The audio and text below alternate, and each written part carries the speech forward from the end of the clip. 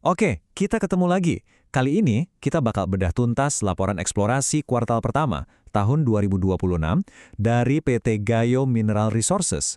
Kira-kira apa aja sih yang mereka temukan? Berapa banyak biaya yang dihabiskan? Dan yang paling penting, apa artinya semua ini buat masa depan proyek mereka? Yuk kita cari tahu sama-sama. Oke, langsung aja kita mulai. Jadi, perusahaan yang jadi pusat perhatian kita kali ini adalah PT Gayo Mineral Resources, atau biar gampang kita sebut aja PT GMR. Nah, yang perlu dicatat nih, GMR ini adalah anak perusahaan dari PT Dharma Henwa Tbk. Ini penting, karena artinya mereka ini bukan pemain baru, tapi bagian dari grup besar yang sudah punya nama di sektor sumber daya Indonesia. Nah, ini dia rangkuman singkatnya. Kita lihat periode laporannya itu dari Januari sampai Maret 2026. Fokusnya ada di dua area utama, Upper Tengkareng dan Southeast Tengkareng. Tapi, coba deh lihat angka yang paling bawah itu. Total biaya yang dikeluarkan di kuartal pertama aja udah lebih dari 23 miliar rupiah. Wow! Angka ini benar-benar nunjukin seberapa serius dan intensif investasi yang mereka gelontorkan cuma dalam waktu 3 bulan. Nah, biar gampang kita ngikutinnya, pembahasan kita kali ini akan dibagi jadi 5 bagian utama. Kita mulai dari gambaran besarnya dulu, terus kita lihat gimana operasi mereka di lapangan, lanjut ke proses ilmiahnya, baru kita ukur kemajuannya, dan terakhir kita intip gimana prospek proyek ini ke depannya. Oke, kita masuk ke bagian pertama, gambaran eksplorasi kuartal 1. Di sini kita bakal lihat fondasi apa yang udah mereka bangun dan apa sih target utama mereka selama periode ini. Jadi, yang paling penting di kuartal I ini adalah transisinya. Mereka berhasil menyelesaikan program pengeboran fase 2A di bulan Februari. Tapi, ini bukan berarti mereka istirahat, justru malah tancap gas. Mereka langsung lanjut ke fase 2B yang skalanya jauh lebih besar dan ambisius. Targetnya nggak main-main, 20.000 meter. Dan cakupannya juga diperluas, mencakup pengeboran geoteknik dan hidrologi, dua hal yang super krusial buat perencanaan tambang di masa depan. Oke, sekarang kita lihat lebih dekat lagi. Gimana sih kerjaan mereka di lapangan dan siapa aja yang terlibat? Ini bukan sekedar rencana di atas kertas, tapi eksekusi nyata di lokasi yang mungkin aja terpencil. Yang keren di sini adalah cara kerja mereka. Semuanya sistematis banget dan jalan barengan. Jadi sambil tim pengeboran sibuk di satu area, tim lain udah ngirim sampel inti bor buat dianalisis. Di saat yang sama, tim geologi udah bergerak buat memetakan prospek baru di area lain. Di set, bahkan mereka udah selangkah lebih maju dengan mulai mencari vendor untuk pelaporan dan proses metalurgi. Ini bukan proses satu-satu, tapi udah kayak mesin terkoordinasi yang bergerak di semua lini secara bersamaan. Tentu aja proyek segede ini nggak bisa dikerjain sendiri kan? Nah, ini dia beberapa mitra utamanya. PT Arva Explorindo dan PT Samgeobor, ini kemungkinan besar kontraktor pengeborannya yang kerja keras di lapangan. Terus ada PT Sukovindo dan PT Geoservice, ini laboratorium-laboratorium top tempat sampel-sampel tadi dianalisis.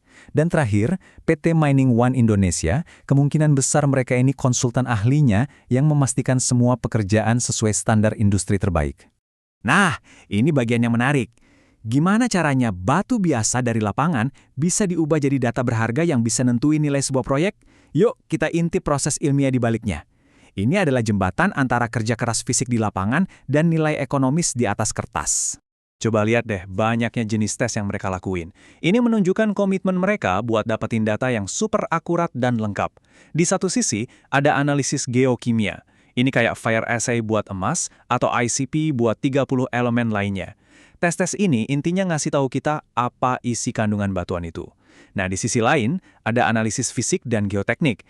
Ini buat ngukur kekuatan batuan, kepadatannya. Tes ini ngasih tahu kita gimana sifat batuan itu. Kombinasi keduanya ini penting banget. Biar kita benar-benar paham nilainya, kita perlu ngerti metodenya. Fire assay yang tadi disebut, itu bukan sembarang tes loh. Ini adalah standar emas, secara harfiah, buat nentuin seberapa banyak kandungan emas dalam satu sampel. Keakuratan metode inilah yang jadi dasar buat semua perhitungan sumber daya nantinya.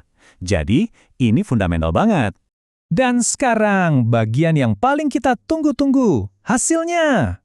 Di bagian ini kita bakal lihat gimana semua kerja keras di lapangan dan di lab itu diterjemahkan jadi angka-angka kemajuan yang konkret. Inilah bukti nyata dari progres mereka selama kuartal pertama. Oke, angka pertama yang kita lihat. 2.747,2 meter. Kelihatannya cuma angka ya, tapi ini penting banget. Ini adalah total kedalaman pengeboran yang mereka selesaikan hanya dalam 3 bulan. Bukan cuma angka kemajuan, ini adalah pencapaian yang menandai tuntasnya seluruh program fase 2A. Artinya, satu kali milestone penting berhasil mereka capai. Dan angka 2.700-an meter tadi itu cuma bagian kecil dari gambaran besarnya loh. Kalau dihitung total dari awal proyek sampai sekarang, mereka udah ngebor lebih dari 31.000 meter. Angka ini nunjukin skala proyek dan komitmen jangka panjang mereka. Jadi setiap meter yang dibor di kuartal ini bukan berdiri sendiri, tapi nambahin data di atas fondasi yang udah sangat besar. Nah, dari pengeboran sepanjang itu, datanya mulai masuk. Dan di kuartal 1 aja, mereka udah nerima hasil analisis lengkap dari 928 sampel inti bor. Ini angka yang signifikan banget.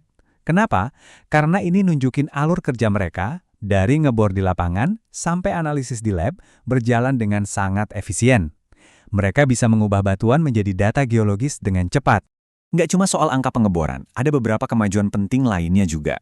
Mereka udah menyelesaikan uji metalurgi, ini langkah krusial buat tahu cara terbaik mengekstrak logamnya nanti. Mereka juga memperluas jangkauan dengan mengirim sampel baru dari prospek set yang artinya ada potensi pertumbuhan baru. Dan yang terpenting, setiap data baru yang masuk langsung dipakai buat memperbarui model sumber daya mereka. Jadi pemahaman mereka tentang deposit ini jadi makin tajam.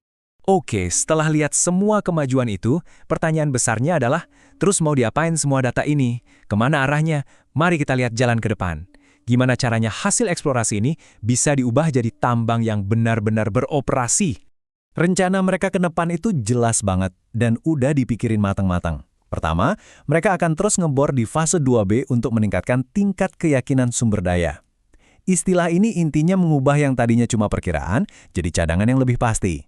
Sambil jalan, mereka juga mengembangkan prospek set. Dan ini yang paling penting dari sisi bisnis. Mereka udah mulai nyiapin dokumen studi kelayakan dan AMDAL. Ini adalah langkah proaktif banget buat menuju izin produksi. Tapi ya gitu, namanya juga proyek raksasa. Pasti ada aja tantangannya kan? Nggak ada yang mulus 100%.